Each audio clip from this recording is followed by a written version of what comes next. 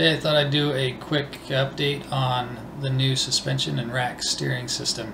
Here's showing the original system, and you can see how the skis kind of spread out. And here's the new system with much improved suspension travel and better steering as well. Here's a side-by-side showing how the A-arms are now sitting parallel to each other to provide that cleaner suspension travel. The original rack design was provided by a SkeeRide Discord user, and I have simply taken it and modified it a little.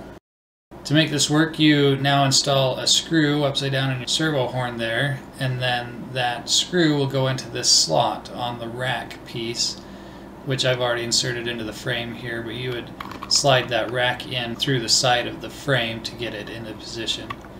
That screw then goes down into that slot, and then the servo is secured into place. Here is showing the travel, and you can start to see the servo arm poke out there for a second to show that it's sliding that rack. So then you have some rod ends on just some threaded rod to create your steering rods there.